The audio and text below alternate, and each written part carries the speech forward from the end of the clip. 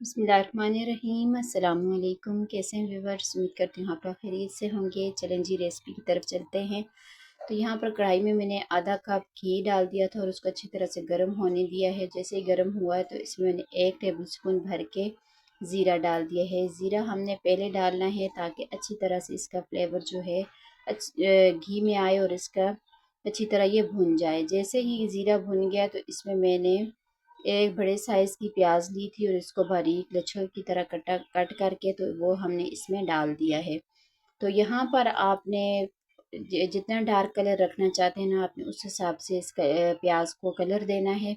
तो यहाँ पर गरम मसाले में मैं इसमें डालूँगी 5 से 6 इसमें डाल दी काली मिर्चें और साथ ही इसमें मैंने लौंग डाल दिए हैं 5 से 6 अदद। तो यहाँ पर आप गरम मसाला जो है अपने हिसाब से डाल दें, नहीं तो आप इसको पीस के भी डाल सकते हैं। तो जैसे ही इसका कलर जो है ज़रा सा हल्का सा ब्राउन सा हो जाएगा तो इसमें हमने डाल देना अदरक लहसुन का पेस्ट 1-1 टेबल स्पून। तो यहाँ पर ये देखें इस तरह का गोल्डन सा कलर मैंने इसको दिया है, बस इससे ज़्यादा और हमने इसमें कलर नहीं लाना।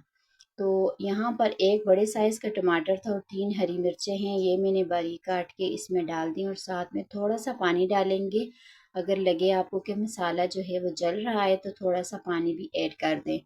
तो यहाँ पर हमने अच्छी तरह से टमाटरों को सॉफ्ट करना है तो साथ ही इसमें हमने डाल देने हैं स्पाइसेस जो हमने इस पुलाव में डालने हैं। तो सबसे पहले यहाँ पर मैं नमक डाल दूँगी, 2 टेबल स्पून इसमें मैं नमक का डालूँगी क्योंकि मैं 2 गिलास चावल बना रही हूँ।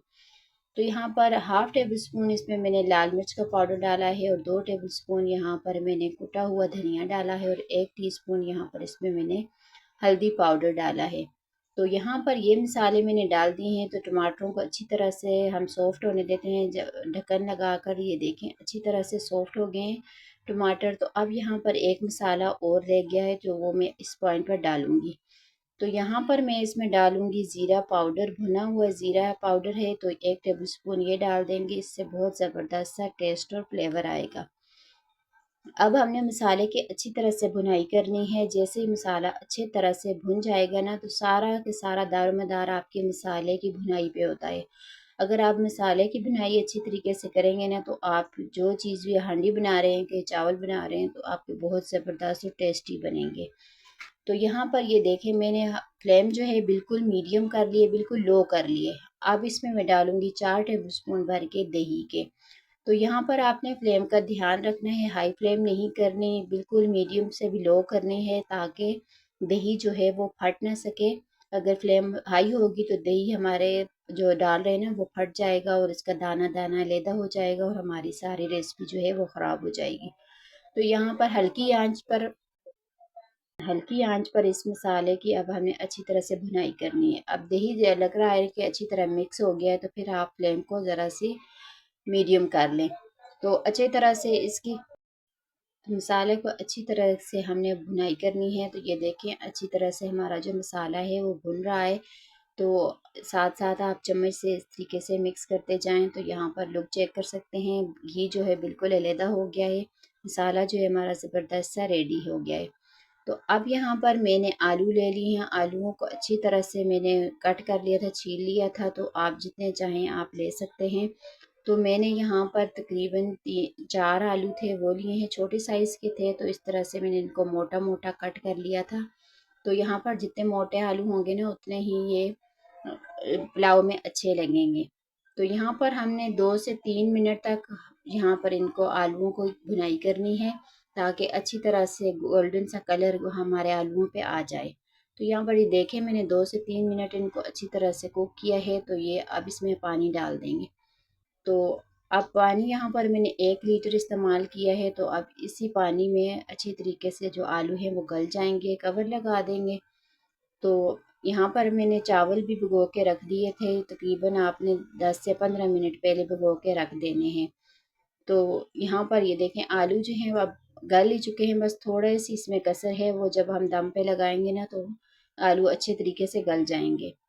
तो यहाँ पर पानी भी अच्छी तरीके से बॉयल हो गया है, आलू भी गल चुके हैं। तो इसमें से चावलों में से जो एक्स्ट्रा पानी है हमने निकाल देना है और अब इनकी हमने अच्छी तरह से बिल्कुल हल्के हाथ से आपने चम्मच हिलाना है।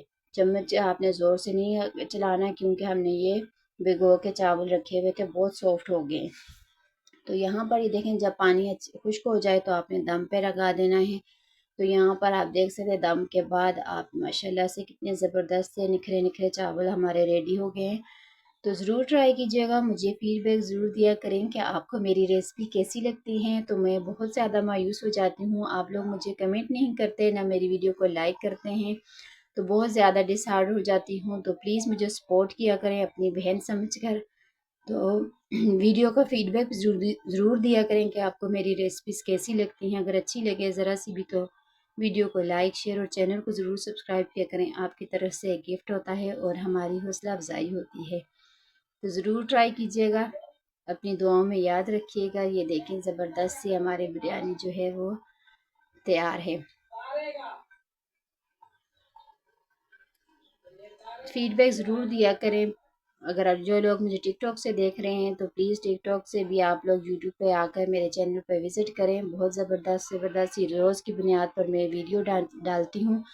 तो आपने ज़रूर देखनी और मुझे अपना फीडबैक ज़रूर देना है कि मेरी रेसिपी आपको कैसी लगी है। अपनी दुआओं में याद रखिएगा। इसी के साथ ही अल्लाह हाफिज़।